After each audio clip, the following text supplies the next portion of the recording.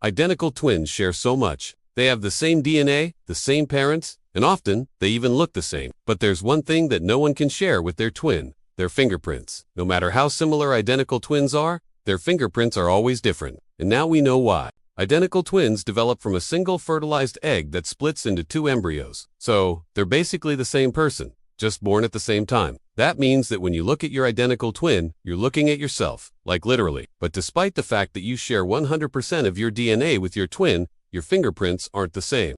That might sound surprising since we usually think of fingerprints as something set in stone, something that never changes. But fingerprints aren't set in stone, not even in you. As you go through life, your fingerprints change over time. They're actually way more malleable than you are. While identical twins do start off as clones, their fingerprints still end up being pretty different from each other. And it comes down to three: how long the umbilical cord is, where the baby is positioned in the womb, and how fast their fingers grow.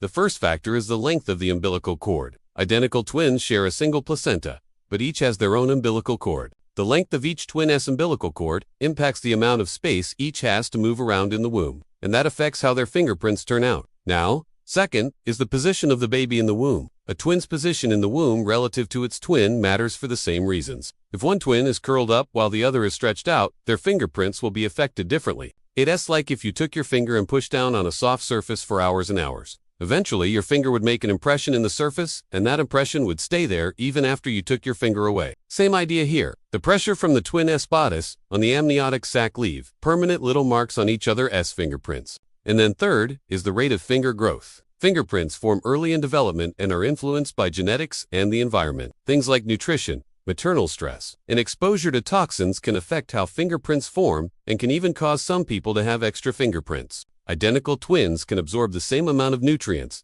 experience the same level of stress, and have the same exposure to toxins. But they do and always end up with the same number of fingerprints because the rate at which their fingers grow is exactly the same. It's unlikely that any two people have the exact same combination of umbilical cord length, position in the womb, and finger growth rate. And those factors combined mean that no two people have the same fingerprints. But what about those people who have the same or very similar fingerprints? Well, that's actually pretty common. It's estimated that about 1 in 50 people have what are called double or multiple deltas. That means that instead of having one delta in their fingerprints, they have two. Double deltas can happen because of chance. Sometimes the fingerprint just kind of smudges together, and you get this blob instead of a clear delta. But some people have two deltas because of an extra gene. That causes the skin on their fingertips to be a bit thicker than most people, as people with this trait are twice as likely to have the same fingerprints as the general population. That's because that extra bit of skin makes it harder for fingerprints to be as detailed and unique as they are in people without that trait.